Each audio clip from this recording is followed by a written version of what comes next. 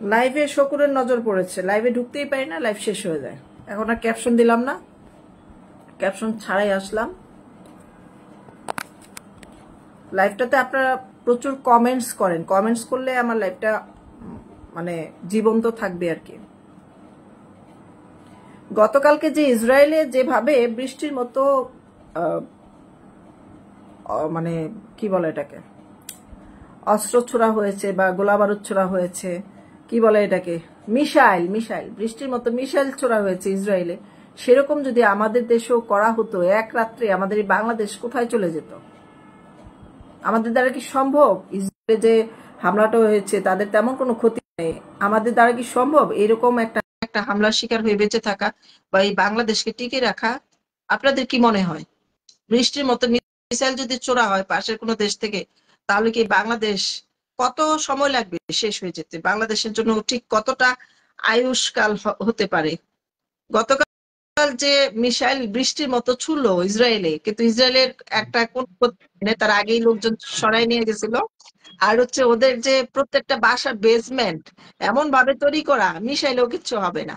একজন ভারতের কলকাতার বাঙালি, সে লাইভ কেটে গেছিল, সে হচ্ছে একটা ওইখান থেকে বের হয়ে একটা ইন্টারভিউ দিল, বললো যে আমরা একটা বেসমেন্টের ভিতরে ছিলাম, তারা পড়াশোনার জন্য গেছে স্টুডেন্ট ভিসায় ভারত থেকে। তো এরা 2 ঘন্টা আগেই বেসমেন্টে চলে গেছে, যখন বোমা টোমা শেষ তখন আবার বের হয়ে আসছে। ইসরায়েল এত বুদ্ধিমান, ওদের সাথে যে আজকে গতকালকের যে ঘটনা, আজকে যে পরিস্থিতি, ওরা পাল্টা যে হামলা দেবে এটা নাকি খুবই ভয়ঙ্কর হবে। এবং কিচ্ছু করতে পারে নাই, 2-1টা বিল্ডিং ধ্বংস হয়েছে বা 2-4টা জায়গায়। ওরা ইরান খুব আনন্দ মিছিল করছে, কেক কাটতেছে, ওদের এক নেতা মেরে ফেলছে। নেতার নাম কি? হিজবুল্লাহ। হিজবুল্লাহ হাসান নাসরুল্লাহ। আচ্ছা, হিজবুল্লাহ আমাদের দেশের হিজবুত তাহরির, এটার সাথে কি কোনো মিল পাওয়া যাচ্ছে? যেমন হিজবুল্লাহ, এটা কি কোনো একই দল? হ্যাঁ, না, এই হিজবুল্লাহরা হচ্ছে ইরান সমর্থিত লেবাননি শিয়া মুসলমান। কয়েক মাস নজরে রেখে হিজবুল্লাহ প্রধানকে হত্যা, মানে লেবাননে কিন্তু যুদ্ধ হওয়ার পিছনে সবচেয়ে প্রধান কারণ এই নেতা। তো এই নেতা যদি প্রধান কারণ হয়, তাহলে উনি ফিলিস্তিনিকে ধ্বংস করে দিচ্ছে। ওনারা এই যে হামাস বলি বা হিজবুল্লাহ বলি, ওনারা কিন্তু নিজেরা দেশের বাইরে চলে গেছে। আমাদের দেশের যেমন এখন নেতারা সব বাইরে, সাধারণ মানুষ মারা যাচ্ছে, সেম ওয়ে তারাও পাশের দেশে লেবাননে আত্মগোপনে থেকে মিসাইল ছুটছে ফিলিস্তিনি থেকে ইসরায়েলে। এর আগে একদম প্রথম যেটা শুরু হয়েছে সেটা 2020 সালের শেষের দিকে, কিন্তু 2021 সালের দিকে তখন কিন্তু যুদ্ধটা থেমে গেছিল। নানান দেশ চাপ দিয়ে দুই দেশকে থামিয়ে দিয়েছিল। তারপর কিছুদিন পরে আবার কি করলো, আস্তে আস্তে আবার একটু শক্তি সঞ্চয় করে আবার হামলা শুরু করলো ইসরায়েলে। এখন জাতিসংঘে যে কি করে, কান্নাকাটি করে আর সবাই হাততালি দেয়। একবারও বলে না যে হামাস বা ফিলিস্তিনি এরা যদি এত দুর্বল হয়, তারা মানে বারবার খোঁচায় কেন, ওইখানে বারবার ঢিল মারে কেন? এই ঢিল মারাটাই তো ঠিক না। আমি আরেক দেশে আরেকজনের ঘরে শান্তি নষ্ট করবো, সে কি আমাকে ছেড়ে দিবে? কি করে ওরা হাততালি পায়, কি করে জাতিসংঘে ওদের এত সাপোর্টার, সবাই উঠে মুখ কালো করে চলে যায়? মানে হচ্ছে ইহুদিদের জন্ম হয়েছে মার খাওয়ার জন্য, এরা খালি মরবে, ওরা খালি কিল খাবে, মার খাবে, বোমা খাবে, গুলি খাবে, এরা কারো কিছু করতে পারবে না। এই হচ্ছে ঘটনা। তো পৃথিবীতে শুধুমাত্র কোন ধর্মের মানুষের বেঁচে থাকার অধিকার আছে? এটা কি কোথাও দলিল আছে, কোথাও লেখা আছে? যে এই আফগানিস্তানের কিছু আইন কানুন দেখো আমার খুব লজ্জা লাগছে। মানে আমি চিন্তা করি মানুষ। আচ্ছা, এই লাইভের মধ্যে একটা ছোট গল্প বলি, সবার ভালো লাগবে। গল্পটার মধ্যে অনেক কিছু শেখার আছে, ছোট করে বলি, তারপরে ফরিদ ভাই বলবে। মানে আমাদের বাসায় একটা গেস্ট আসছিল, আমার খালাতো ভাইয়ের 2 বন্ধু জাপান থেকে আসছে। আমি খুব অসুস্থ, আমার শরীরে কোনো ব্লাড নাই, খুবই মর্মান্তিক অবস্থা, মাত্র হাসপাতাল থেকে আসছি, তা অনেক বছর আগের ঘটনা। পুরো শরীর সাদা হয়ে রয়েছে, বিছনায় পড়া। আমাকে দেখতে এসে দেখে যে আমি কথা বলি না, কিন্তু ওই মেহমান জানে না যে আমি অসুস্থ।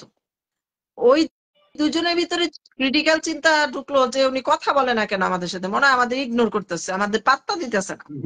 বাইরে গিয়ে চেয়ার টেবিল নিয়ে বসেছিলাম ছায়ের মধ্যে, খাওয়া দাওয়া করলো। খাওয়া দাওয়া করার পরে ওরা মনে মনে ভাবছে কথা বলে না কেন, কিভাবে কথা বলানো যায়, মানে ফিলিস্তিনির মতো আর কি।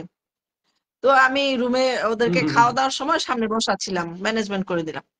এখন বলতেছে এক বন্ধু আরেক বন্ধু বলতেছে, জানোস একটা মশাই যদি ব্লাড খায় তাকে মারা উচিত না, কারণ সে তার খাদ্য খাচ্ছে। আরেকজন বলতেছে, হ্যাঁ মশা কামড় দিলে রোগ হলে মারা যাবো, মশা মারবো না, এটা কোনো কথা? মানে মশা তো বিপজ্জনক। এখন যেরকম ডেঙ্গুতে মানুষ মারা যাচ্ছে, চিকুনগুনিয়া চিকুনগুনিয়া আমার হয়েছিল, খুব মারাত্মক।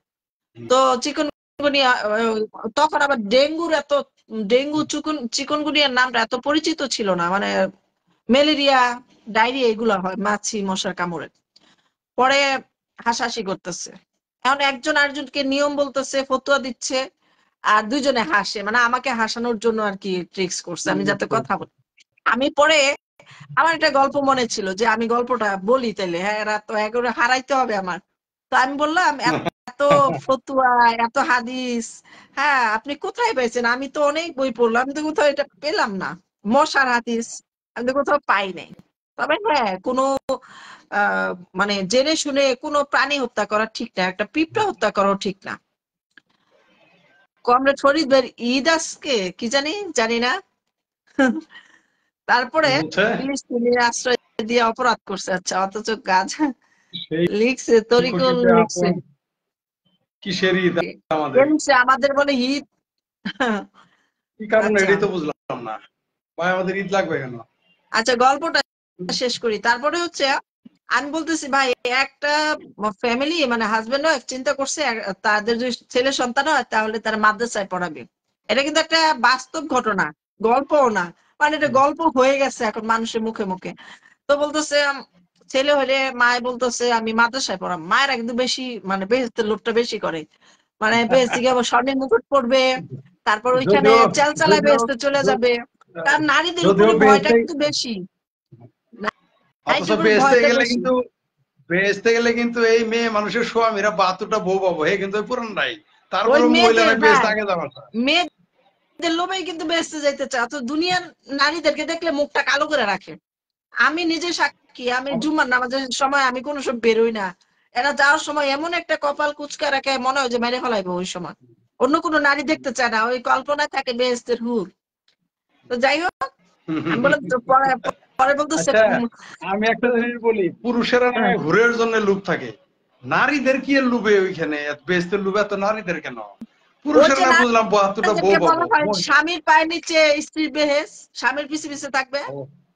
বেহেশতের 72টা হুরের সর্দার হবো নাকি? হ্যাঁ, সর্দার হইবে। ইয়া করবে, আচ্ছা ওই যে বলেন। বাঁশি ফুঁ দিবে, রেফরি রেফরি থাকবে। পরে আচ্ছা বলেন বলেন। পরে হচ্ছে, আচ্ছা সমস্যা নাই, কাউন্টার দিলে ভালো লাগে, গল্প জমে ভালো। তো ওরাও কাউন্টার দিচ্ছে যে পরে কি হলো। আমি যে পরে কি হলো, যা হওয়ার তাই হয়েছে, ছেলে সন্তান হলো, আল্লাহর কাছে আবদার করছে। আলোচিত বিষয় বলতেছি, একটু মজা নিয়ে নিই, দর্শকদের একটু রিফ্রেশ করি। তারপরে বললাম যে ওদের যা করার তাই করেছে, আল্লাহ তো ওদের ডাক শুনেছে, দোয়া কবুল করেছে, ছেলে সন্তান জন্ম হয়েছে। তারপরে ছেলেটাকে ছোটবেলা থেকে মা রেডি করছে বেহেশতে দেবে, কারণ নারীদেরকে জাহান্নামের লাকড়ি বলা হয়। আমি নিজে ভাই অনেক হাদিস পড়ছি খালি নারীদের বিরুদ্ধে, খালি নারীদের বিরুদ্ধে। তো আমি নিজেও কিন্তু ভয় পেতাম, কিরে বাবা আমার চুল দেখলে সাপ হয়ে যাবো, আমার চুল পাপ, আরে বাবা আমার চোখ দেখলে পাপ, আমি দেখলেও পাপ, জেনা হয়ে যাবে। 14টা পুরুষ দেখলে নারীদের জীবনে আর মানে ওই নারী আর সতী নারী থাকে না 14টা পুরুষ বেগানা পুরুষ দেখার পরে। তো এরকম হাদিসও পড়ছি। পরে তো মহিলার ভিতরে এই ধরনের চিন্তা আসা খুব স্বাভাবিক। আবার আমাদের গ্রামে অনেকে এই ধরনের নিয়ত করে, প্রথমে ছেলে সন্তান হলে মাদ্রাসায় দিব, হাফেজ বানাবো। পরে বাপে কয় ঠিক আছে দে, তোর যা ইচ্ছা, তুই প্যাডেল হইছস, মানে গ্রামের একটা গল্প আর কি। তো মায়ের দিল, দেওয়ার পরে ছেলে মাশাল্লাহ হাদিস কোরআন অনেক ভালো শিখছে। শিখার পরে সে বাড়িতে আসে, বাড়িতে এসে দেখে বাপে পেশাব করতেছে। এখন যেদিকে ফিরে পেশাব করতেছে বলতেছে, আব্বা এইদিকে তো কাবা ঘর, এদিকে পেশাব করা যাবে না, আল্লাহর মানে বড় পাপ হবে, এই পাপ মাফ হবে না। বাবা কয়, বাবারে তুই আমার তো অনেক ভালো একটা বুদ্ধি মানে দিছ, তো আমি তো জানতাম না, আর জীবনে এটা হইতো না। তো পোলায় খাওয়া দাওয়া করে আবার মাদ্রাসা চলে গেছে।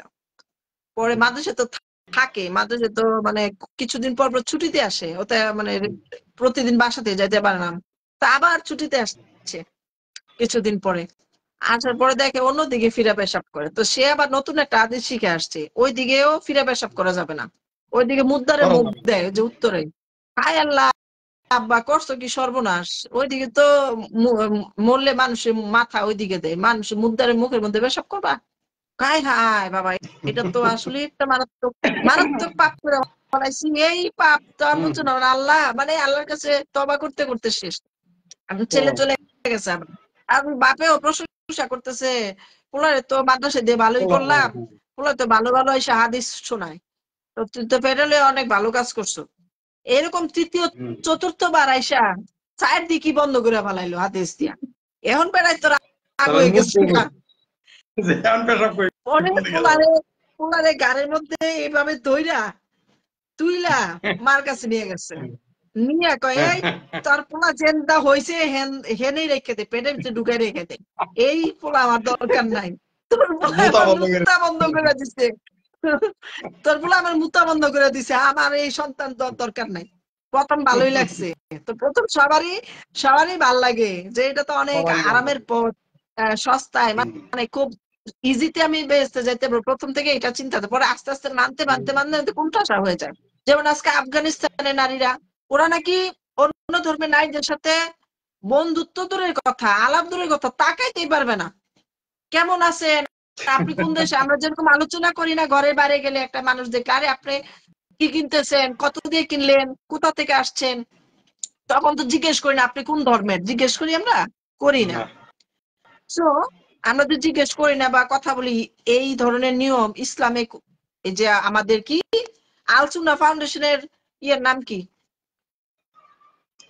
আহমকুল্লাহ, আমি তারা আহমকুল্লাহ হ্যাঁ, বলি, না বলে আহমদুল্লাহ। আচ্ছা, আহমদুল্লাহ কিন্তু এই ধরনের ফতোয়া দেয়, আপনি খেয়াল করছেন? বিধর্মীদের সাথে বন্ধুত্ব জানি। করা যাবে না, আমি কিন্তু হ্যাঁ শেয়ারও করছিলাম। তাহলে এইটা যখন আইন হয়ে যাবে, আইন হয়ে যাবে, আফগানিস্তান তার মানে কি? আফগানিস্তানে সেটা হয়ে গেছে। হ্যাঁ, এবং আপনিও দেখলাম একটা ভিডিও করছেন, আমিও করছি, কারণ এটা জানানো দরকার আছে। সেখানে বিড়াল যতটুকু স্বাধীন, পাখি যতটুকু স্বাধীন, ততটুকু স্বাধীন না আমাদের বাংলাদেশ মানে আফগানিস্তানের নারীরা। ইভেন স্কুলের ড্রেস রাইখা, কলেজে ড্রেস রাইখা কালো বোরখা পরে যেতে হচ্ছে। এক এই ধরনের সেকেন্ড, এক পোশাক সেকেন্ড, যখন এক আপনি সেকেন্ড, এক হ্যাঁ, সেকেন্ড।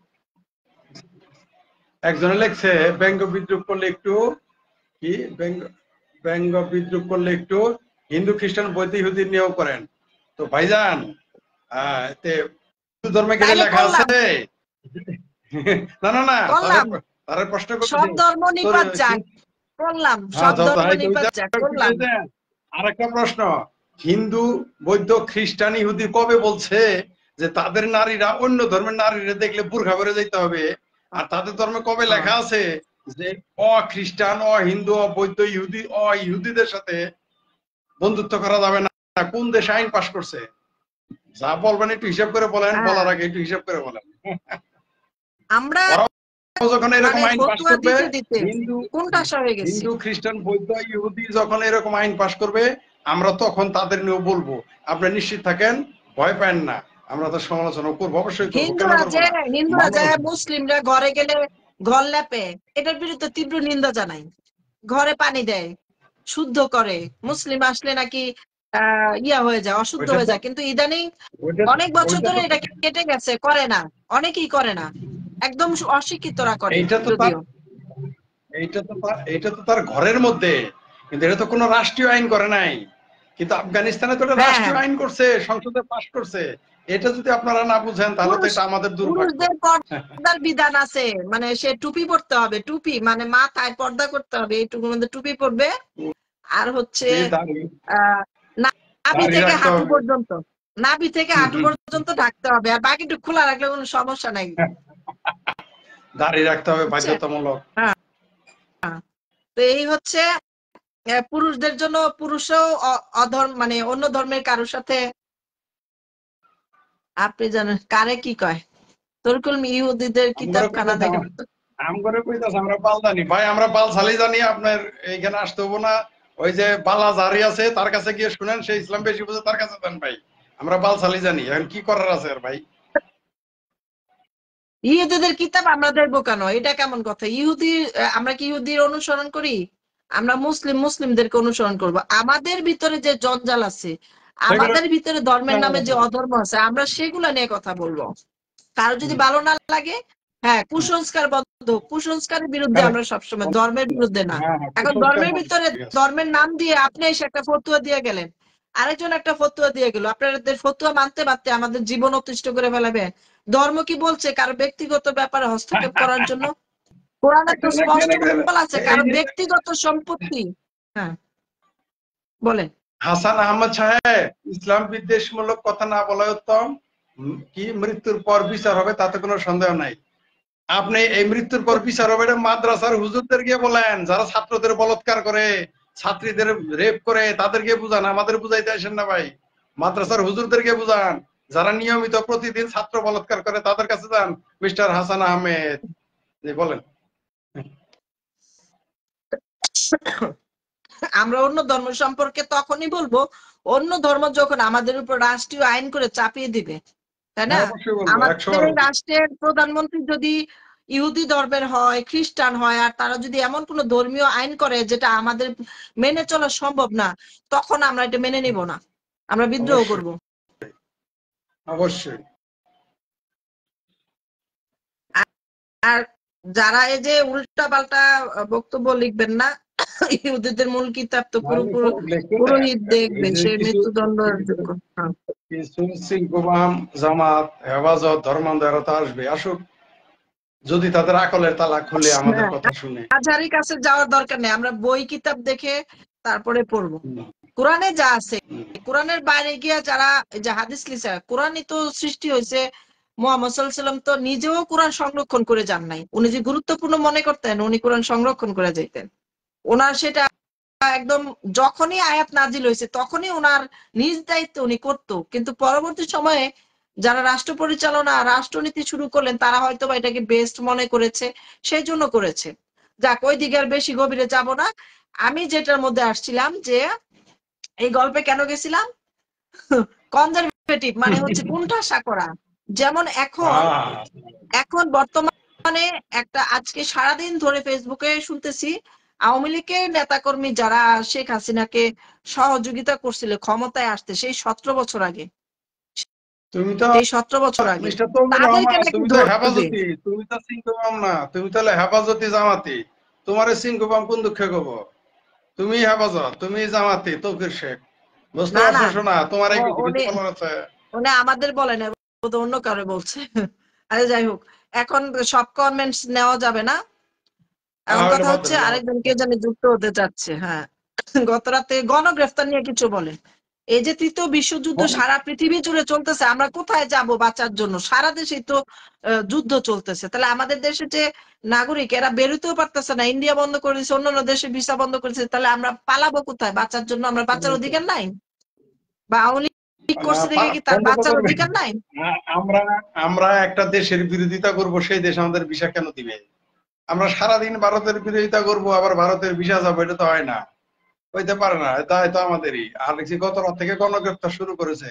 হ্যাঁ, গণগ্রেফতার তো শুরু করবে, এই কারণ হলো যে ইউনূস তো আসছেই এই দেশের রাষ্ট্রীয় সম্পদ এবং সার্বভৌমত্ব ধ্বংস করার জন্য, সে তো গণগ্রেফতার করবেই, এটাই স্বাভাবিক, তার কাজই তো গণগ্রেফতার করা। আর বাংলাদেশে যারা সরকার হয় তারা প্রথমে বিরোধী দলকে আক্রমণ করে, তাদেরকে। এখন মানবাধিকার সংস্থারা কোথায়? ওই যে কি হিউম্যান রাইটস, এই সেই আবি যাবি, এগুলো কোথায় এখন? এখন মানবাধিকার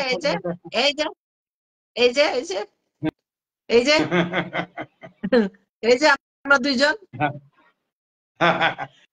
আমরা তো বলবোই, আর কেউ না বললে তো আমরা বলবোই। এই যে যত বেশি চাপ, যেমন ইরানে আমরা মাহসা আমিনীর ঘটনা দিয়ে দেখলাম যে সারা ইরানবাসীর জন্য একটা কিয়ামতের মতো একটা মানে দুর্বিষহ জীবন যাপন করেছে, হাজার হাজার লোক মেরে ফেলছে সরকার। তো সেখানে মানুষ জেগে উঠছে, এখন তারা সেকুলার রাষ্ট্র চায়। আপনারে যে মতিন সরকার এক জামাতি বিরাট বড় মৌলবী মক্কার হুজুর কইতাছে মুসলিম হয় অপর পুরুষের সামনে মাথার চুল ছেড়ে কিভাবে লাইভ আসেন, এটা কি ইসলাম সমর্থন করে? আপনি যে ছবি দিচ্ছেন অবশ্যই ফেসবুকে, এটা তো সমর্থন ইসলাম করে, সমর্থন করে না। আপনি দেখতে অবশ্যই। আইছেন কেন? না না না, ওইটা না। এই ইসলামে তো ছবি তোলা হারাম। ফেসবুকে হলুদ পাঞ্জাবি পরে দাড়ি ছাড়া, পুরুষের দাড়ি থাকতে হবে, আর হলুদ পাঞ্জাবি, ইসলামে তো হলুদ জামা নিষেধ। ইসলাম শিখাইতেছেন আমাদের। আপনি ছবি তুলছেন কেন? ছবি তোলা হারাম, দুজকে যাবেন মিস্টার এম এ মতিন সরকার। ভাই, এখন তো কেকও কাটে, জন্মদিনে কেকও কাটে হুজুররা, মানে কার কাটে সেটা না বললাম, এরা এখন মানে কারো জন্মদিন পালন করলে কেকও কাটে।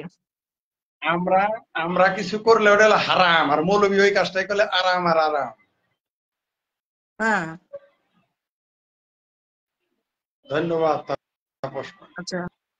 একজন বলছে খুবই যুক্তিযুক্ত, যুক্তি যৌক্তিক সুন্দর আলোচনা। আচ্ছা, ধন্যবাদ। আপনাদের কাছে ভালো লাগলে আপনি শেয়ার করে দেবেন। ফরিদ ভাই, আপনাকে অনেক ধন্যবাদ। বাংলাদেশ নিয়ে কিছু বলুন। সবাই বাংলাদেশের দিকে তাকিয়েছে। আমরা আজকে দেখলাম শ্রমিক একজন মারা যাওয়ার পরে আজকে যখন রাস্তা অবরোধ করেছে, তখন আহ আজকে 1 মাসের বেতন দিয়ে তাদেরকে, সেনাবাহিনীরা 1 মাসের বেতন দিয়ে তাদেরকে করেছে, মানে বিদায় করেছে, আন্দোলনের মাঠ থেকে দূরে সরানো হয়েছে। তারপর এর আগেও কিছুদিন আগেও যখন এইভাবে আন্দোলন হয়েছিল শ্রমিকদের, তখন দেখা গেছে তাদের দাবি মেনে নিছে, কিন্তু যারা আন্দোলনের দাবি উপস্থাপন করছে তাদেরকে কিন্তু বরখাস্ত করে রাখছে। এবারও হয়তোবা সেটাই হতে পারে।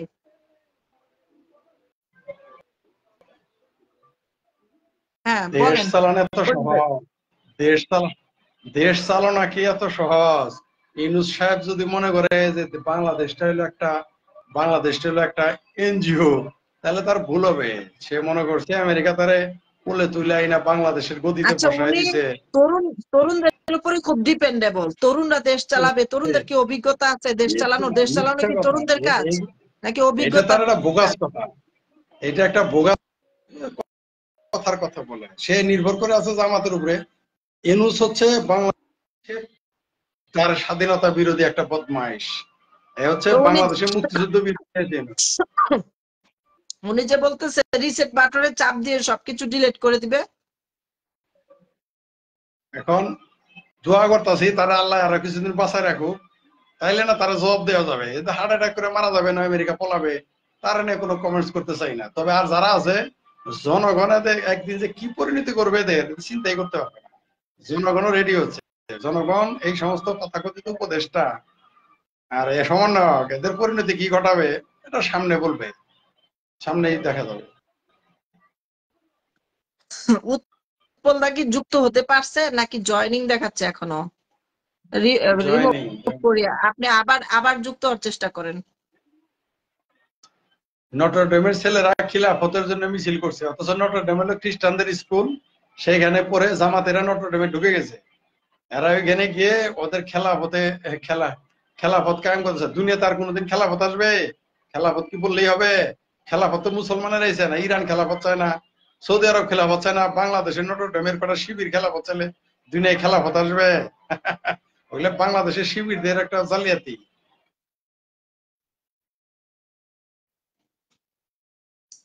তৃতীয় বিশ্বযুদ্ধে করা নাড়ছে বাংলাদেশে। তৃতীয় বিশ্বযুদ্ধ তো করোনার সময় করা নেড়েছে।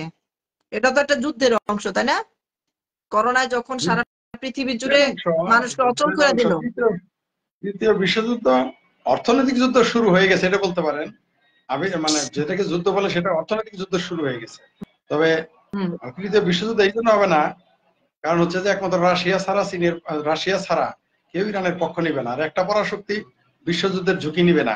তার কারণ হচ্ছে যে আমরা 91 সালে শুনেছিলাম যে বিশ্বযুদ্ধ হবে। তারপর মানে যতবারই মধ্যপ্রাচ্যে কোনো কিছু ঘটে তখন একটা শ্রেণী ছড়িয়ে দেয় যে এই তো বিশ্বযুদ্ধ হয়ে যাবে। আদৌ বিশ্বযুদ্ধ হয় নাই, হওয়ার আমি কোনো সম্ভাবনা দেখতেছি না। আচ্ছা আচ্ছা, আমার অভিজ্ঞতা থেকে বলতেছি। নারীরা নিজেরাই হ্যাঁ, হুম হইতে হবে, পারে। তাই এত সব। আব্দুল আওয়াল লাবলু সরকারকে অ্যাড করেন, উনি আমার এলাকার, অ্যাড করেন ওনারে। আব্দুল আওয়াল আচ্ছা, লাবলু সরকার। হ্যাঁ, আমার ভাই আপনি করেন, রিকোয়েস্ট দেন, আপনি ফেসবুক থেকে উপস্থাপিকাকে রিকোয়েস্ট দেন, উনি অ্যাকসেপ্ট করবে। আব্দুল আওয়াল আমি দিচ্ছি। নাকি আব্দুল আওয়াল লাবু? হ্যাঁ, ওনাকে দেন, আমার এলাকার মানুষ। আপনি তো এলাকার মানুষ এলাকার বলতেছেন, সমস্যা তো। না সমস্যা, এলাকায় যেমন আমার সমস্যা পক্ষে আছে, বিপক্ষ আছে, শুভাকাঙ্ক্ষী আছে, থাকবে। সারা দেশে আমার শুভাকাঙ্ক্ষী আছে, প্রতিপক্ষ আছে, থাকবে। না, এটা কোনো আপনি বিষয়। উনি মোটামুটি কোথায় থাকেন সেটা, যেন হাইট থাকে, সেটাই আমি না বলতেছি। না, আমি উনি তো ওদিকে আপনাকে কেউ জাহাঙ্গীর ব্যাপারী আপনাকে অ্যাকসেপ্ট করার চেষ্টা করছি, দেখি আবার। আচ্ছা, লাবু ভাইয়ের, আওয়াল ভাইয়ের নেন, 3 জনের 5-10 মিনিট উনি কথা বলুক, বেশি কি পরে নেওয়া জাহাঙ্গীর যায়? সাহেব। 3 জনের না, 3 জনে নেওয়া যাবে বেশি না, কি নেওয়া যায়? পরে আমি অ্যাডিং এ আছে, না অ্যাড নেওয়া হয়ে গেলে অ্যাড হয়ে যাবে। আচ্ছা, আমরা এখন মূল আলোচনায় আসি। এই যে গণগ্রেফতার শুরু হয়েছে, এটা কি আবার একটা গণবিস্ফোরণের জন্য মানে আমরা যখন একটা বেলুন ফুলাই, বেলুনে প্রচুর পরিমাণে গ্যাস ঢুকাই, তারপরে কি হয়? ব্লাস্ট হয়ে যায়। তো ব্লাস্ট হওয়ার অপেক্ষায় আছে বাংলাদেশ আবার? এই গণগ্রেপ্তার করতেছে, আসলে সামনে সামরিক শাসন দিবে, গণগ্রেপ্তার দিয়ে তারা ভয় দেখাবে। বিএনপি ইসরায়েল জামাত তো এটা ইরান করাইতেছে, নিয়ে কিছু বলে না। বলতে থাকেন। বলবে। ইসরায়েল হচ্ছে পৃথিবীর একমাত্র রাষ্ট্র যারা তার শত্রুকে কখনোই ক্ষমা করে না আচ্ছা, এবং আপোষও করে না।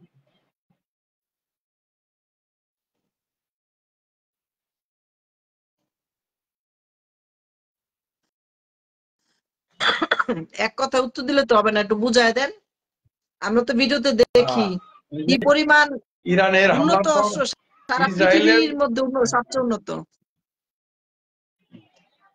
ইসরায়েলের জন্য আমেরিকা, ইউরোপ লাগবে না। ইসরায়েলি যখন ফুল স্কেলে যুদ্ধ শুরু করবে, তখন কোনো দেশই টিকবে না মধ্যপ্রাচ্যে, কোনো দেশই টিকবে না। আর ওই সমস্ত দেশ আসলে তো কথাই নাই। আর অদ্ভুত ব্যাপার, ইরান হামলা করছে, ইরান ইসরায়েলে হামলা করছে, বাংলাদেশ, ভারত, পাকিস্তানের লোকজন খুশি, মুসলমানেরা আর কি। হাস্যকর ব্যাপার হচ্ছে যে ইরানিদের মুসলমানি, এই যারা মিছিল করতেছে তারা কিন্তু ইরানিদের মুসলমানি মনে করে না, হ্যাঁ, তবুও তারা খুশি।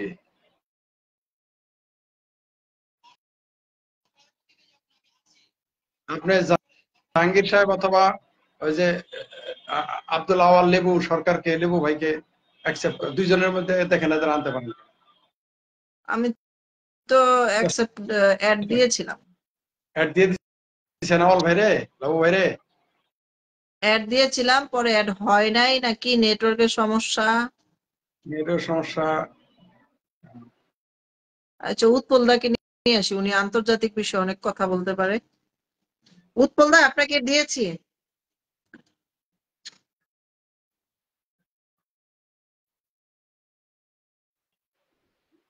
উনি অনেকেই কেন যে ঢুকতে পারছে না, বুঝেন না সমস্যা কোন জায়গায়। হ্যাঁ লেবু ভাই, আপনাকে রিকোয়েস্ট দেওয়া হয়েছিল, আপনি হয়তো টেকনিক্যাল কারণে অ্যাড হতে পারেন নাই। আওয়ামী লীগ যে ধরতেছে, এটা কতদিন, যতদিন মানে সবসময় পৃথিবীতে দেখেন না, যখন যে দুর্বল হয়ে যায় তার উপরে চড়াও হয় বেশি। ওইটা না বলেন, প্রকৃতি এইভাবে বলেন যে দুর্বলকে শেষ দুর্বলের করে দেয়, সবল হতে হবে। যে যায় লঙ্কায় বলেন। সেই রাক্ষস হয়। ইউনূস মিয়ার দল নাই, সংগঠন নাই, সে আওয়ামী লীগের লোকদের গণগ্রেপ্তার করে টিকে থাকবে, এটা হাস্যকর ব্যাপার। কখনোই পারবে না। এটা তো ইউনূস মিয়া করতেছে না, করতেছে জামাত। জামাত এতে দৌড় রাখতেছে। বাংলাদেশে জুবাইদা রহমানের সাজা স্থগিত করেছে, তার মানে ভবিষ্যৎ রাজনীতিতে জুবাইদা রহমান পা রাখবেন বিএনপির। কত আসবে? তাহলে তারেক রহমান সরাসরি, তারেক রহমান রাজনীতিতে সরাসরি ওই ইয়া হবে না, মানে মূল নেতৃত্বটা ওনাকে দিয়ে করাবে। তাহলে সেনাবাহিনী তাকে আসতে দিবে না। ওনার ওয়াইফকে তো আসতে দিবে, সাজা মওকুফ করা হয়েছে না। আফগানিস্তানের নারীদের কিন্তু দূরে কথা বলাও নিষেধ। আর অদৃশ্যভাবে এটা বাংলাদেশেও কিন্তু চলছে। আমরা কিন্তু পরিবার থেকে এটাই শুনে আসছি, জোরে কথা বলা যাবে না। এখনো বাড়ি গেলে জোরে কথা বলতে পারি না। আচ্ছা আচ্ছা, আমি আসতেছি। আমরা এখনো জোরে কথা বলতে পারি না। উৎপল দা এখনো যুক্ত হতে পারেন নাই? আপনি আপনি আমি 10-12 মিনিটের জন্য একটু লিভ নিলাম, কাউকে অ্যাড করেন, আমি পরে জয়েন করতেছি। 10 মিনিটের জন্য আমি বাইরে গেলাম, একটা কল আসছে। আচ্ছা, আপনি উৎপল সাহেব বা ওই আমি যে তো আরো যারা উৎপলদাকে দাওয়াত অ্যাড সাহেব, করলাম, জাহাঙ্গীর অ্যাড সাহেব হচ্ছে না কেন? দেখেন, হ্যাঁ, চেষ্টা করেন। জাহাঙ্গীর সাহেবকে অ্যাড করবো। জাহাঙ্গীর সাহেবকে অ্যাড দিচ্ছি। উৎপল দা আমাকে শুনতে পাচ্ছেন? নিয়ন্ত্রণ করে রাজাকার নাতিপুতি সুৎখোর, তারা বাংলাদেশে গণহত্যা হচ্ছে, আওয়ামী লীগের নেতা কোনো জামাতের লোকেরা সব আল্লাহ রক কেটে দিচ্ছে। কোথায় পালাবে মানুষ, কোথায় গিয়ে বাঁচবে? কি একটা কেয়ামত শুরু হয়ে গেছে। আমি আপনাকে জয়েন দেখাচ্ছে, আপনি আবার কেটে আবার রিকোয়েস্ট দেন তো। পূজা শর্মা বাই কেন? চলে যাবেন কেন? থাকেন। যারা বাংলাদেশে গণহত্যা হচ্ছে, আহ জুবাইদার খবর আমি আগে দিছি। আচ্ছা, স্বরাষ্ট্র উপদেষ্টা বলছেন অপারেশনে গেলে 2-1 বিচার বহির্ভূত হত্যা। হ্যাঁ, এটা আমিও দেখেছি। বিচার বহির্ভূত হত্যা হলে তাহলে আমরা গণ অভ্যুত্থান হিসেবে কেন বলবো যে গণ অভ্যুত্থান হয়েছে? সেখানে সেখানে যে ছাত্ররা মারা গেছে, তাহলে সেটার বিচার হবে কি করে? কাউকেই কেন যুক্ত করতে পারি না? স্বরাষ্ট্র উপদেষ্টা বলছেন অপারেশনে গেলে 2-1 মৃত্যু হয় বহির্ভূত। দুর্বলের উপর সবলের অত্যাচার চিরন্তন, এটা প্রকৃতির নিয়ম। আপনারা দেখবেন যে প্রকৃতিতে যে প্রাণীরা দুর্বল, সেই প্রাণীদেরকে মারা হয়। আজকে আরেকটা ঘটনা দেখলাম। আচ্ছা, এই যে বলেন মানুষ রক কেটে দেয়, মানুষ মেরে ফেলে, আমার না খুব দুঃখ লাগে জানেন। এইগুলোর জন্য কিন্তু আমরাই দায়ী। আমরা নিজেরা অন্যায়ের প্রতিবাদ করতে পারি না, সেটা রাজনৈতিক ভাবে না, একদম লিবারেল ভাবে। আমরা কি পারি কোনো অন্যায়ের দেখলে, অমানবিক কাজ দেখলে প্রতিবাদ করতে? দেখেন তো আজকের একটি ঘটনা আমি দেখাই আপনাদেরকে। বৃষ্টি বাদলের দিন,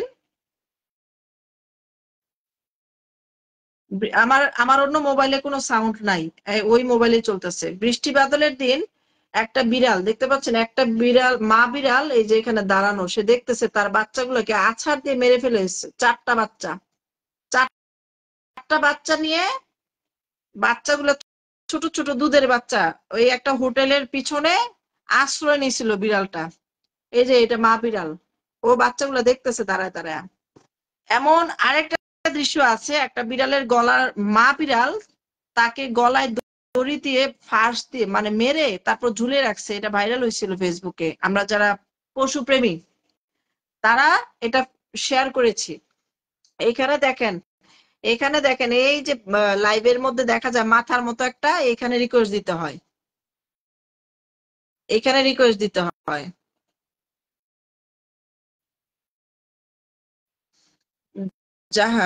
জাহাঙ্গীর, যে ওনাকে আমি রিকোয়েস্ট দিয়েছি জাহাঙ্গীর ব্যাপারে, এখানে রিকোয়েস্ট দিতে হয়। বেশি লোক ঢোকা যায় না বোধ হয়, এখানে 3-4 জনের বেশি। তো আমরা যখন দেখি সমাজে প্রাণী হত্যা হয়, আমরা কেউ কথা বলি না। সেটা আমি আওয়ামী লীগ, বিএনপি, জামাত নিয়ে বলবো না। আমরা মানে সার্বিক ভাবে সাপ মেলামেশা করতেছে, সাপকে পিটায় শুধু শুধু মেরে ফেলতেছে, আর পাশের মানুষগুলো তামাশা দেখে। আশেপাশে মানুষগুলো তামাশা দেখে, কিছু বলে না। কুকুর মেলামেশা করতেছে লজ্জায়, মানে কুকুর মেলামেশা করলে লজ্জা, অথচ এই সমাজে ধর্ষণ করলে লজ্জা হয় না। কোন ধর্ষকরে দেখছেন আজ পর্যন্ত ধরে পিটায় মেরে ফেলতে? কুকুর, বিড়াল, এরা মিটিং করলে, মানে হচ্ছে মিট আপ করলে এদেরকে মেরে ফেলা হচ্ছে। হ্যাঁ, বাংলাদেশ জামাত ইসলাম জিন্দাবাদ। আচ্ছা, গনিমতের মাল আওয়ামী লীগ, জামাত, বিএনপি সকলের জন্য হালাল।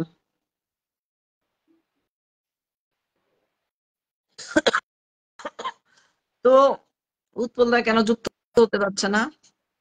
তো আপনারা যারা এলাকায় নিজের আশেপাশে যখন আপনার পরিবেশের যত্ন নিতে পারেন না, আপনি নিজের প্রকৃতির প্রতি আপনি মানবিক না, তাহলে আপনি নিজে মানবতা কোথায় চান, কার কাছে আশা করেন?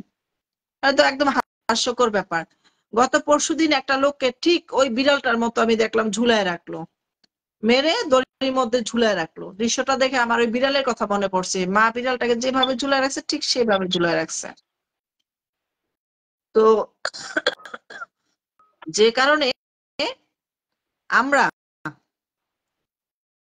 বিচার পাই না, আমরা অসহায় হয়ে গেছি।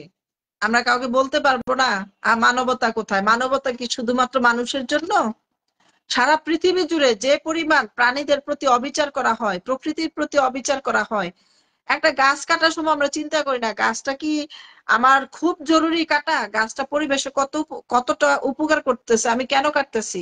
আজকে দেখলাম সমন্বয়কের বাবা পরিচয় দিয়ে সরকারি একটা গাছ মানে শত বর্ষের একটা গাছ কেটে ফেলছে, খবরে দেখলাম। তো বর্ষী একটা গাছ, মানুষ সহজে পুরনো গাছ কাটতে চায় না। আর হচ্ছে পুরনো গাছ কেটে ফেললে, পুরনো গাছ হচ্ছে আমাদের সমাজের ইতিহাস, আমাদের দেশের প্রকৃতি পরিবেশ রক্ষা করে, এবং ওইরকম একটা গাছ আবার তৈরি করতে আমাদের শত বর্ষ লেগে যায়। তাহলে আমরা কেন গাছের প্রতি যত্নশীল হই না? আমাদের আশেপাশে যে ডোমেস্টিক আছে, একটা কুকুর হেঁটে যাচ্ছে, গরম পানি ঢেলে দিচ্ছে, কুকুর একটু খাবার চাইলে দিচ্ছে না। আমি কোনো কুকুর কাজ পর্যন্ত দেখি নাই কার থেকে খাবার কেড়ে নিতে, এসে ভদ্রভাবে বসে থাকে কারো কাছে একটু খাবারের আশা করলে। একটু খাবার দেখলে আশেপাশে ঘুরে অসহায়ের মতো পায়ে ধরে কাঁদে, এমনও আছে। পায়ে ধরে সেজদা দেয়, মানুষকে প্রভু মনে করে। তারপরও একটা কুকুর বিড়ালকে আমরা সদিচ্ছা করে, কিছু মানুষ আছে অনেক ভালো, তারা খুঁজে খুঁজে করে, সবাই না। তার পার্সেন্টেজ হচ্ছে ইকো হচ্ছে ওই যে আপনি যে জয়নিং এ আছেন কিন্তু জয়েন হতে পারছেন না, সেই কারণে আমরা কি করি, চোখের সামনে দেখেও গরম পানি ঢেলে দেই, একটা কূপ মারি। কিছুদিন আগে একটা ছবি দেখলাম, কুকুরের গলার ভিতরে কাঁচি ঢুকাই দিচ্ছে, কুকুর হাঁটতেছে, একটা মানুষ নাই যে তাকে খুলে হাসপাতালে নিয়ে যাবে বা হাসপাতালে নিয়ে ওকে খুলে দিবে। হাসপাতালে যাবে কেন? কুকুর তো ধরে হাসপাতালে নেওয়া খুব টাফ ব্যাপার। কিন্তু আমাদের সমাজের, আমাদের রাষ্ট্রের কি উচিত না খাবার না দিলে কেন না দিবে? এটা তো কেমন কথা? আমাদের সবার উচিত, সবার দায়িত্ব। আমাদের চোখের সামনে যখন পড়বে, এটা তো আল্লাহর একটা হুকুম, ইশারা। আল্লাহ কি নিজের হাতে এসে ওদের সেবা করবে নাকি? আমাদেরকে সৃষ্টি করছে এই প্রকৃতির সেবা করার জন্য। সামনে যখন পড়বে তখনই চেষ্টা করতে হবে। আপনার কাছে না থাকলে আপনি আরেকজনের কাছে চাইয়া হলেও দিবেন যে ওরা একটু খাবার দিয়ে। আমাদের এটা পরীক্ষা। পরীক্ষা কি আল্লাহ সরাসরি এসে আপনার সাথে কথা বলে নিবে?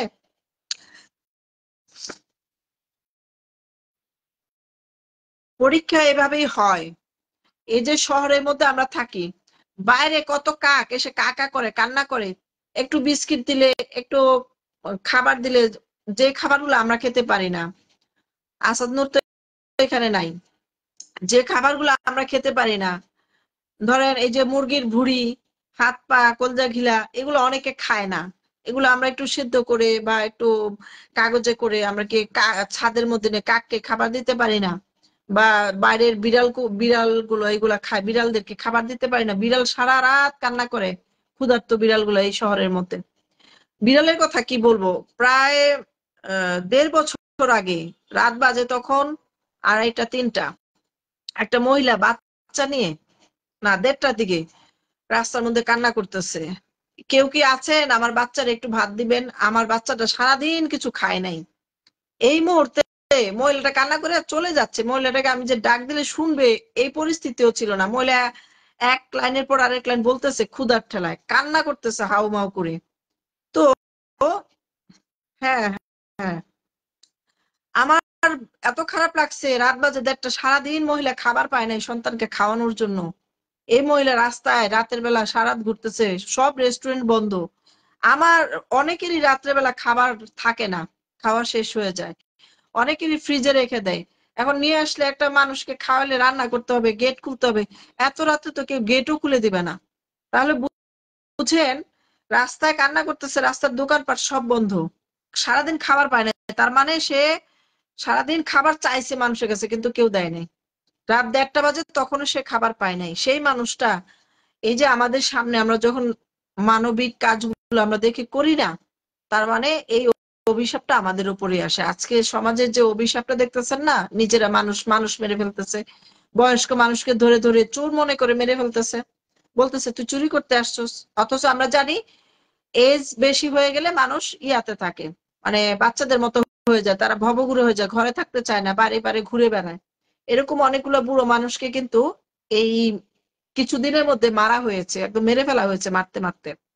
তো এই চিন্তা কখন আসে মানুষের মধ্যে? যখন মানুষ অন্য কোনো প্রাণের প্রতি সহানুভূতি দেখায় না, তার পরিবার, তার সমাজ তাকে সেই শিক্ষা দেয় না, তখন সেই মানুষগুলো একতাবদ্ধ হয়ে এই ধরনের অমানবিক কাজে লিপ্ত হয়।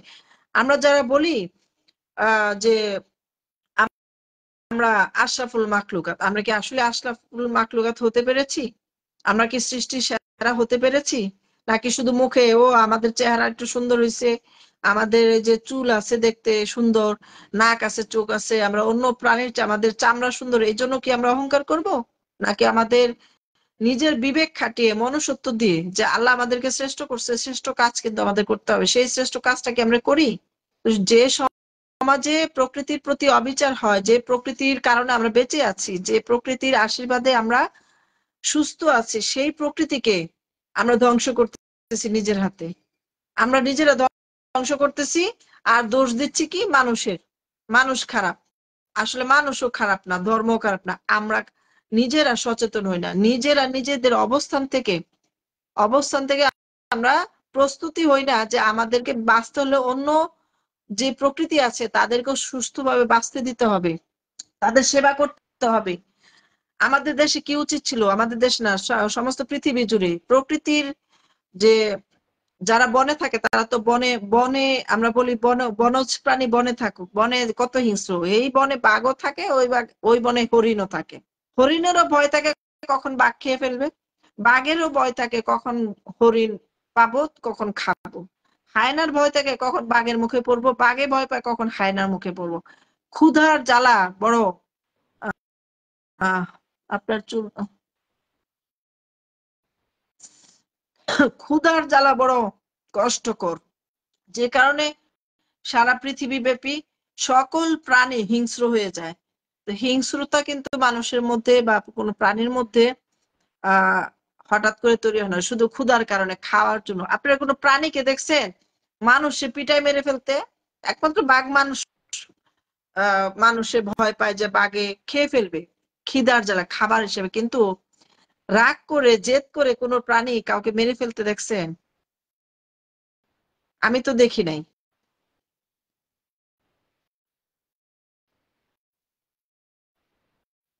কোন প্রাণীকে ধর্ষণ করতে দেখছেন? কোন প্রাণীকে ধর্ষণ করতে দেখছেন? কোন প্রাণীকে মিট আপের আগে কখনো তাকে ধর্ষণ করে না, তার সাথে ভালো সম্পর্ক করে।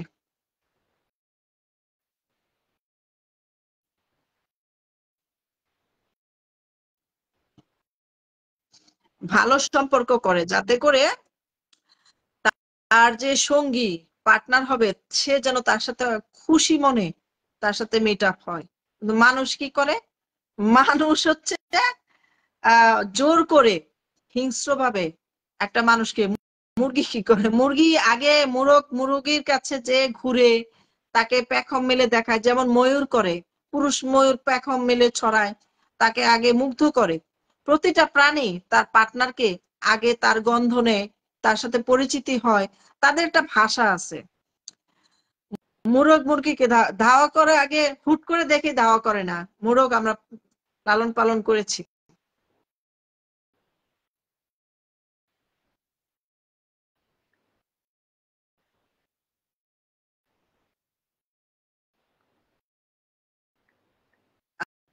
আমরা মোরগ লালন পালন করছি। প্রকৃতি পাখিরাও দেখবেন, পুরুষ পাখি নারী পাখিটাকে গিয়ে গান শোনায়, ওর সামনে নৃত্য করে। প্রকৃতির প্রতিটা প্রাণী তার নিজের অবস্থান থেকে, মানে পুরুষরা নারীদের প্রতি খুব সহনশীল, একমাত্র মানব পুরুষরাই সহনশীল না। আপনি বিদায় কেন নিবেন? আমি আপনাকে তো যুক্ত করার চেষ্টা করছিলাম, আরেকবার চেষ্টা করেন তো ভাইয়া। ফরিদ ভাই আসতেছে, সমস্যা নাই, দরকার আমরা আরেকটা লাইভ করব। কোথায়? আপনাকে তো পাই না। আপনি আরেকবার লাস্ট একটা আউয়াল, আপনি লাস্ট আর একটু চেষ্টা করেন, দেখেন আরেকজনে যে যুক্ত হয়েও যুক্ত হতে পারে নাই, কি জানি সমস্যা হয়েছে। তো আমাদের আগে মায়েদের ভাবতে হবে তাদের সন্তানদেরকে কিভাবে মানুষ করবে, তাহলে সন্তানও নিরাপদ থাকবে। এবং মায়েদেরকে রাষ্ট্রের তৈরি করতে হবে মানবিক ভাবে। মায়েরা যখন মানে রাষ্ট্র থেকে মানবিক ভাবে শিক্ষিত ভাবে বললে আমাকে একটা মা দাও, আমি একটা জাতি দিব। মায়েদেরকে আগে ঠিক হতে হবে। এই পৃথিবীটা, পুরো পৃথিবীটা মায়েদের অবদানে চলতেছে। মায়েরা যদি সন্তান জন্ম না দিত, সন্তানকে লালন পালন করে বড় না করতো, আজকে যুদ্ধক্ষেত্রে কোনো সন্তানকে খুঁজে পেতেন না, বীর পুরুষ খুঁজে পেতেন না। আজকে যারা যুদ্ধক্ষেত্রে যুদ্ধ করে তার প্রতিটার অবদান তার মায়ের। মায়েদেরকে সম্মান করতে হবে এবং মায়েদেরকে উচিত এই পৃথিবীতে তার সন্তান নিরাপদ হবে যদি সে অন্য সন্তানকে নিরাপদে রাখার শিক্ষা দিতে পারে, যদি শিক্ষা দিতে পারে। এখন ওই সন্তান একটা বিড়াল পালতে চায় বা একটা কুকুরের দায়িত্ব নিতে চায়, বাবা মা সেটাতে বাধা দিবে, না সেটা করা যাবে না। তখন কি হবে?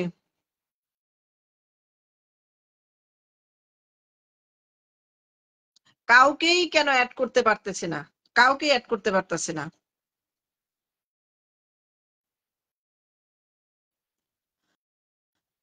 আব্দুল আওয়াল, দেখি আপনাকে আবার, এত শরীর খারাপের পরেও আমি লাইভে আসছি আপনাদের জন্য, নিতে পারছি না, দুঃখিত। ক্লোজ দেখাচ্ছে। এই লাইভটা আমি শেষ করে দিব, যেহেতু অনেকেই চাচ্ছে না যে আমি লাইভটা করি, চালিয়ে যাই, সেহেতু আমি লাইভটা শেষ করে দিব। আমি আরেকটা নতুন লাইভে আসবো, এই লাইভটা কেটে আবার নতুন একটা লাইভ করব।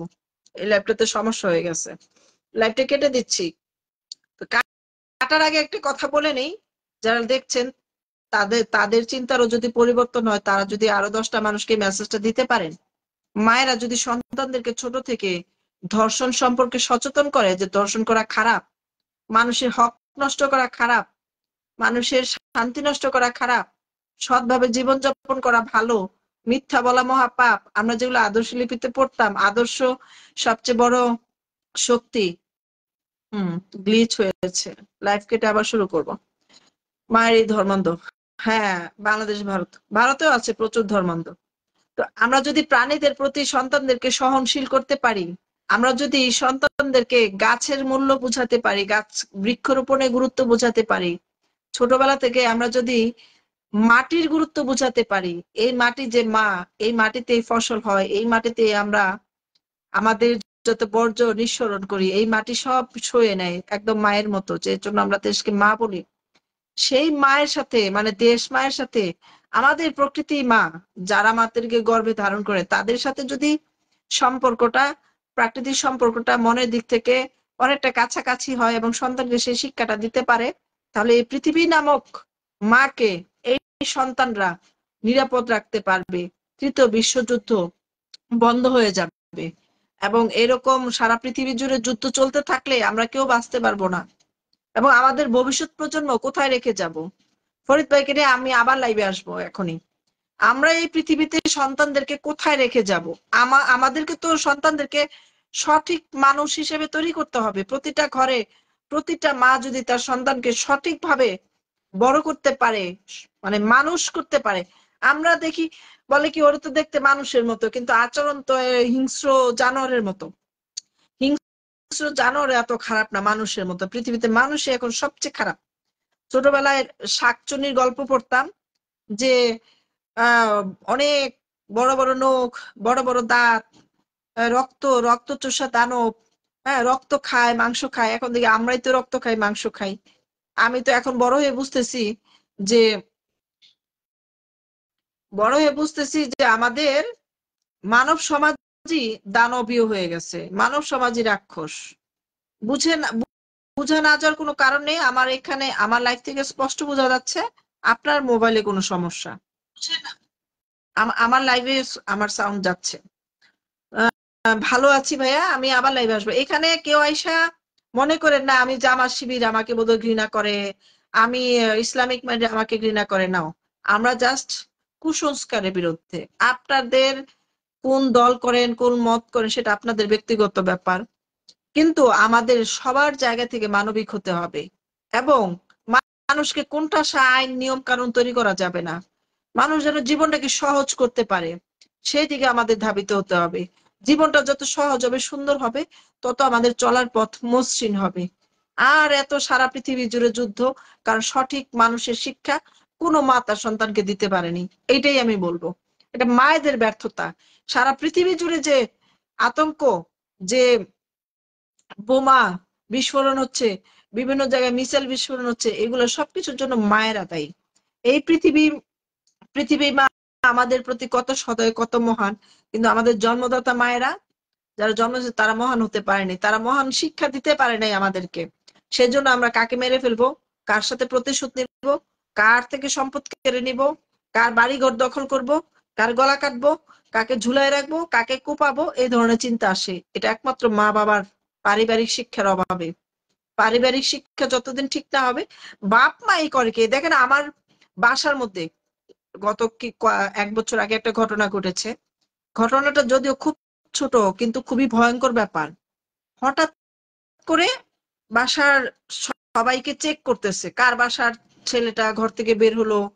নিচতলায় দোতলায় একটা বাসা, ওই বাসার মধ্যে পানি ঢেলে দিয়ে আসে, দরজায় গিয়ে কলিং বেল টিপ দিয়ে দৌড়দা চলে আসে, লাথি মারে, চিঠি দেয়, চিরকুট, তোমাদেরকে শেষ করে দিব। ছোট একটা বাচ্চা ছেলের মতো হাতের লেখা। খোঁজ নিয়ে জানা যায় ক্লাস 5-এ পড়া একটা ছেলে। সে 5 তলা থেকে যে নিচতলায় দোতলার ভাড়াটিয়াদেরকে দরজায় মারধর করে। তাদের বাসায় একটা ছোট মেয়ে আছে 12 বছরের, সেই মেয়েকে হুমকি দামকি দেয়, তাকে মানে কি করবে বুঝুন তো। এই ধরনের অকথ্য ভাষা কথাবার্তা, তোর না একটা মেয়ে আছে দেখে নিব, মানে এসিড ঢালবে, এই ধরনের কথাবার্তা হুমকি দেয়। তো ভয়ঙ্কর একটা ব্যাপার না? কি কারণে? তারপরে সে আরেকটা চিঠি দেয়, কিন্তু সিসি ক্যামেরা না থাকায় তাকে ধরা যায় নাই। এখন অনেক বাসায় সিসি ক্যামেরা লাগায় না, কেন জানি, প্রাইভেসি মেনটেনের জন্য নাকি জানি না, লাগায় না, খরচ বাঁচায়। পরে এটা আমি গবেষণা করে দেখলাম, এই চিঠিটা আমাকে দেখানো হয়েছে, ম্যানেজার আমাকে দেখাইছে যে দেখেন কি জন্য বাসায় বাসায় গিয়ে চেক করি। এই ঘটনা চিঠিতে লেখা। এই বাসার ম্যানেজারের কাছে আমরা বাসা ভাড়া নিতে গেছিলাম, আমাদেরকে বাসাটা দেয় নাই, বাসাটা আমাদের পছন্দ হয়েছিল, এটা তো আমরা অনেক দুঃখ পেয়েছি, আমার বাবা মা অনেক দুঃখ পেয়েছে। পরে চিঠিটা পড়ে আমি বুঝতে পারলাম তার বাবা মা এই প্রতিশোধ পরায়ণ কথাবার্তা ঘরে আলোচনা করছে। আলোচনা করার পরে ছেলের কাছে এটা খারাপ লাগছে, দেখছো আমার বাবা মা কষ্ট পাইলে ওই বাসাটা নিতে পারে না, এটা নিয়ে আলোচনা হয়েছে, প্রতিশোধ পরায়ণ। তো এই আলোচনা থেকে কি শিখলাম? এই আলোচনা থেকে শিখলাম যে সন্তান প্রতিশোধ পরায়ণ হয়ে গেছে বাবা মার আলোচনা শুনে। বাবা মার উচিত সন্তানের সামনে প্রতিশোধ পরায়ণ আলোচনা না করা। কারোর প্রতি তার রাগ ক্ষোভ থাকতে পারে, কষ্ট যন্ত্রণা থাকতে পারে, সেটা সন্তানের সামনে আলোচনা করা উচিত না।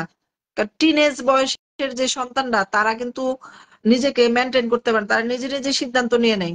তারা এটাও চিন্তা করে না যে আমার সিদ্ধান্ত নেওয়ার আগে আমার পরিবারের সাথে আলাপ করা উচিত, যে আমি এটা করব, আমার এটা ঠিক হবে কিনা। যখন সে 18-র পরে 22, 23, 25-এ গিয়ে পৌঁছায়, তখন কিন্তু তার মানসিকতা একটু চেঞ্জ হয়, যে আমার এটা করা উচিত না ওটা। মানে তার ভয়টা কখন আসে? যখন সে চিন্তা করে সে একটা ফ্যামিলি মেনটেন করতে হবে, তার দায়িত্ব নিতে হবে, তখন এই বোধটা কাজ করে। এর আগে কিন্তু কাজ করে না। এর আগে টিনেজ বাচ্চারা কি করে, যে কোনো সিদ্ধান্ত নিয়ে ফেলে, মারামারি হানাহানি, যেমন কিশোর গ্যাং এর কথা আমরা শুনি, এটা কিন্তু আজকে নতুন নামে আসছে, এটা কিন্তু অনেক অতীত থেকেই দেখে আসছি। টিনেজ বয়সের ছেলেরা গ্রুপিং করে করে মাস্তানি করে, তারপর একটা সময় তারা এটা রুলিং করতে করতে বড় হয়েও এটা পরিচালনা করে। যখন তারা সঠিক পথ আর ধরতে পারে না, কেউ তাদেরকে সঠিক পথ দেখাইতে পারে না, তখন তারা ওইটাকেই মাস্তানি সন্ত্রাসীকে পেশা হিসেবে কাজ করে। তারাই সমাজে কোপাকুপি মারামারি, এই এখন যেগুলো চলছে, এগুলো তারাই সমাজে পরে বিস্তার করে, কারণ তার পরিবার তাকে সে শিক্ষা দিতে পারে না। আর পরিবারকে শিক্ষিত করা রাষ্ট্রের দায়িত্ব। রাষ্ট্র যদি নাগরিককে অশিক্ষিত রাখে, নৈতিক শিক্ষা থেকে দূরে রাখে, তাহলে তো সেই রাষ্ট্রে রক্তাক্ত হবেই, সেই রাষ্ট্র যুদ্ধ হবেই। আর শুধু একটা রাষ্ট্রকে বললে হবে না, এটা পৃথিবী ব্যাপী সবাইকে চাইতে হবে যুদ্ধ বন্ধ করার জন্য। সব রাষ্ট্রের চাইতে হবে যেন যুদ্ধ বন্ধ হয়ে যায়, সবাইকে একত্র হয়ে কমিটমেন্ট আসতে হবে যে আমরা আর যুদ্ধ চাই না, আমাদের সন্তানদের জন্য নিরাপদ পৃথিবী চাই। কেন আমরা যুদ্ধ করতেছি? এক দেশ থেকে আরেক দেশে খনিজ সম্পদ নেওয়ার জন্য, জোর করে আরেক দেশ থেকে মানে মহামারী দিয়ে মেরে ওষুধ বিক্রি করার জন্য। মানে অদৃশ্য ভাবে মানুষকে গণহত্যা শুরু হয়েছে, যে করোনা দিয়ে কত কোটি কোটি মানুষ মারা গেছে, মানুষ কবরের জায়গা পায় নাই, হিন্দুরা পুরানোর জায়গা পায় নাই। তাহলে আমাদের সারা পৃথিবী ব্যাপী এই আন্দোলনটা আসলে আমাদের প্রত্যেকটা মানুষ দেশে বিদেশে সবাই যখন, এই যে দেখেন সোশ্যাল মিডিয়াতে আমরা হালকা ভাবে নিই, সোশ্যাল মিডিয়ার প্রচারণাও কিন্তু অনেক কাজে আসে। তো আমরা সবাই যদি হ্যাশট্যাগ দেই, স্টপ জেনোসাইড, স্টপ মানে হচ্ছে কি, stop fighting, stop genocide, world ব্যাপী স্টপ ওয়ার্ল্ড জেনোসাইড, আমরা যদি টুইটারে ফেসবুকে সব জায়গায় হ্যাশট্যাগ দিয়ে ছড়িয়ে দিতে পারি যে আমরা যুদ্ধ চাই না, শান্তি চাই, কোটি কোটি মানুষ যদি এটা করা শুরু করে না সারা পৃথিবী ব্যাপী, তাহলে আস্তে আস্তে তার রাষ্ট্রের যারা না মানে রাষ্ট্র যারা পরিচালনা করে তাদের ধাক্কা লাগবে যে আমরা যুদ্ধ করতেছি, আমার রাষ্ট্রের মানুষ তো যুদ্ধ চায় না। সমাজ নষ্টের মূল হুজুর। আচ্ছা, আপনি যে হযরত মুহাম্মদ সাল্লাল্লাহু আলাইহি ওয়াসাল্লাম জীবন ব্যবস্থা আদর্শ পারে শান্তির জীবনতে কিভাবে আপনি আফগানিস্তানের এই যে নিয়ম কানুন করছে, এই নিয়ম কানুন কি হযরত মুহাম্মদ সাল্লাল্লাহু আলাইহি ওয়াসাল্লাম বলে দিয়ে গেছে করার জন্য? পাকিস্তানে যে নিজ ধর্মের মানুষকে মেরে ফেলতেছে শিয়া সুন্নি অপবাদ দিয়ে, এগুলা কি হযরত মুহাম্মদ সাল্লাল্লাহু আলাইহি ওয়াসাল্লাম বলে গেছে? আপনার এনামুল খান, আপনার কাছে আমার প্রশ্ন, আমি রিকোয়েস্ট দিই, দেখি আপনি আসতে পারেন কিনা, আমি আপনাকে লাইভে নিতে চাই। এনামুল খান, আপনাকে আমি রিকোয়েস্ট দিছি, দেখেন আপনি যুক্ত কানেক্টেড ফেল, কাউকেই নিতে পারেন না। না না, কমেন্ট নিতে হবে তো। 100টা পজিটিভ কমেন্টের মধ্যে একটা যদি নেগেটিভ কমেন্টও আসে, তার ভিতর নেগেটিভিটি আছে, এটা দূর করতে হবে। আপনারা দেখেন, পরমাণু অস্ত্র বেশি লাগে না, একটাই যথেষ্ট। একটা দিয়ে হিরোশিমা নাগাসাকি হয়েছে। মানুষের একটা নেগেটিভিটির চিন্তা থেকে পৃথিবী ধ্বংস হয়ে যেতে পারে। আজকে বাংলাদেশের একটা মানুষের জন্য পুরো বাংলাদেশ কিয়ামতের মতো ময়দান হয়ে গেছে, একটা মানুষের জন্য। একটা মানুষকে কখনো দুর্বল ভাববেন না, সিঙ্গেল বলে দুর্বল ভাববেন না, কখনো না। একটা মানুষ হলো, তার দিকে নজর দিতে হবে এবং তাকে বুঝাতে হবে সে একটা অমানবিক অসাংবিধানিক চিন্তার ভিতরে আসছে, তাকে বের করার জন্য বুঝাইতে হবে। 1 2 3 4 বার বুঝাইতে বুঝাইতে তার ভিতরে নিশ্চয়ই তার আত্মচেতনা জাগ্রত করতে হবে। আত্মচেতনা জাগ্রত না হলে সে জীবনেও মানুষ হতে পারবে না। এনামুল খান, আপনাকে আমি রিকোয়েস্ট দিয়েছিলাম, আপনি যুক্ত হন নাই।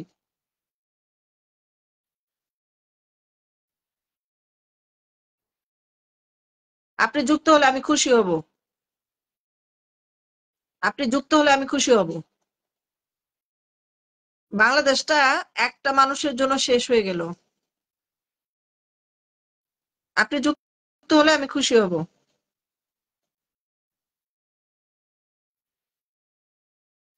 এনামুল খান, আসেন, মুখ দেখানোর দরকার নাই। আপনি জাস্ট বলেন আপনার বক্তব্যটা যে আপনি দিলেন, এটা আপনি কতটুকু শান্তি দেখে দিলেন, কোথায় শান্তি পেলেন আপনি আমাকে বলেন। তাও ডিক্লাইন হয়ে গেছে। আচ্ছা, এই লাইভটা কেটে দিচ্ছি, আমি আরেকটা লাইভ শুরু করছি। আপনারা আমার সাথেই থাকুন।